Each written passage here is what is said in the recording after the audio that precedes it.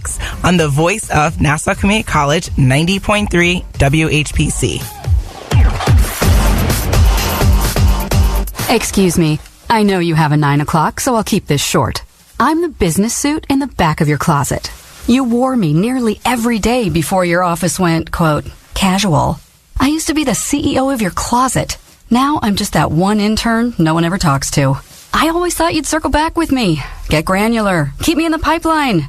But nada. Nothing. Don't you remember the McKittrick presentation? You spilled coffee on me, and I still looked amazing during the breakout talkback Q&A. So, I think it's time for me to move on. I've got a great resume, and I absolutely crush it in interviews, okay? Let's make this a clean break. Shift the paradigm. The only thing I ask is that you think outside the box here and do this. Take me to Goodwill, where I can really make a difference. Your donations to Goodwill create new jobs, training programs, and education assistance for people in your community. To find your nearest donation center, go to goodwill.org. Donate stuff. Create jobs. A message from Goodwill and the Ad Council.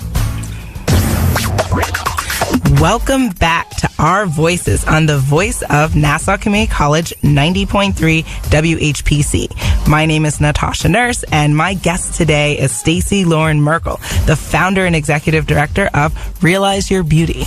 So, Stacey, I guess my next question would be, what would you say, I mean, I'm sure this would be a lot, but what are maybe like 3 or 4 do's and don'ts when it comes to empowering children? If you were, say, speaking to a parent or speaking to a teacher or even making a PSA, like what would those do's and don'ts be?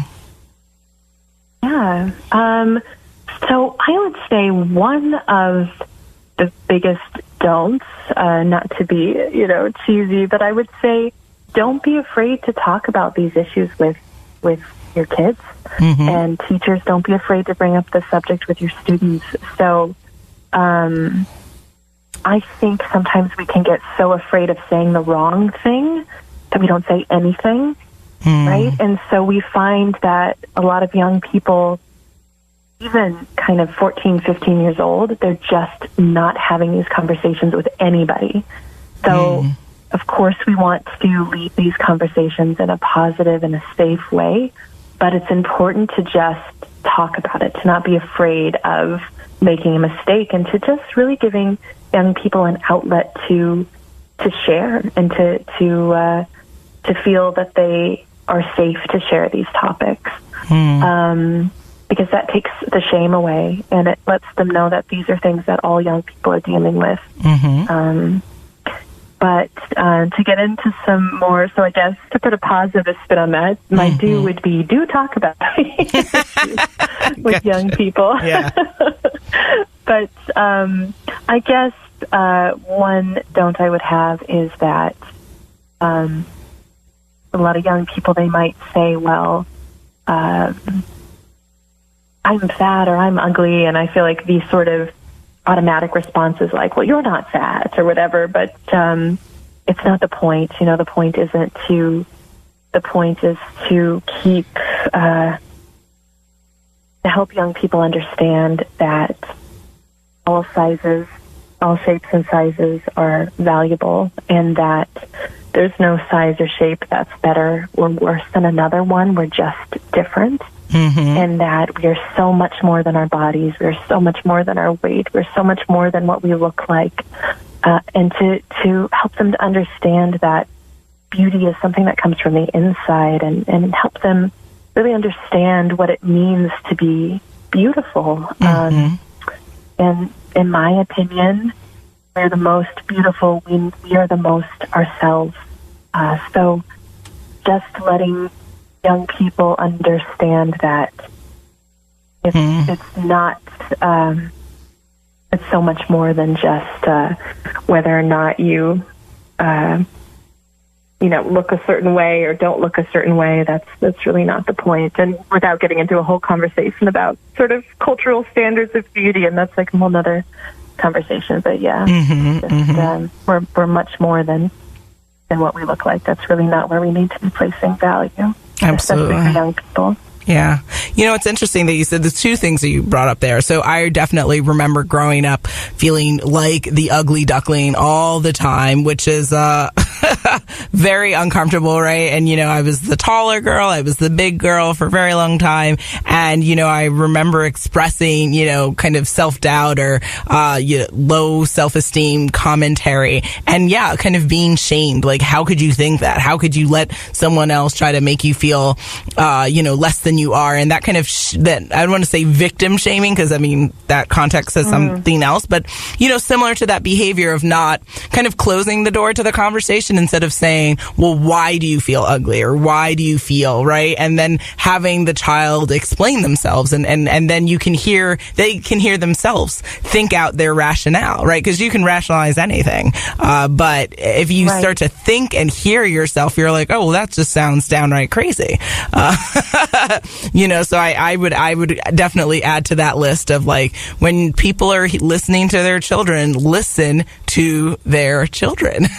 Listen and have them explain themselves, right? Because I think that, these kind of one-liners, it's not enough to make an assessment from that. You have to go deeper. Why do they feel this way? What are things, because your levels of confidence change each and every day. So, maybe that day they were having something more traumatic happen, right? And, like, talk it out. So, anyone with kiddies out there, if you're listening, keep the door open. Right? Absolutely. And I would say, one thing we share with our students is that you cannot control, even as you get older, you can't control what other people say and think about you. Yes. The only thing that you have control over is what your own truth is, and you get to decide. You get to decide what the truth is, and that's something we can control, is how we feel about ourselves. And we, our whole lives, people are going to be saying negative things to us for whatever reason, and that's just something that, the sooner they can learn to kind of be strong against that, the easier time they'll have. Absolutely.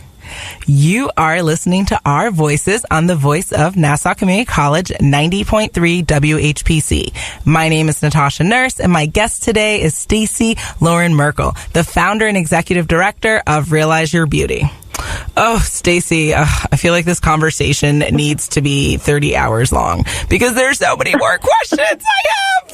I know, it went so quickly. It is. The time is going quickly. Goodness. But what I'll do is right now we're supposed to move on to kind of the rapid fire question section, which is, to let our listeners hear a little bit more about you and fun questions, not so heavy questions. But, if we have time, I'll sneak in another heavy one. We'll see. Okay.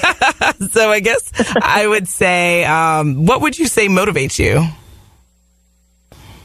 I don't know why, but that also feels heavy to me. I know. No, not really, but just kidding. What motivates me is just the belief that in the importance of the work, and just believing that these conversations are necessary, and they're really, really important, and that they can, that they can change lives. Not to be super grandiose about it, but just that, and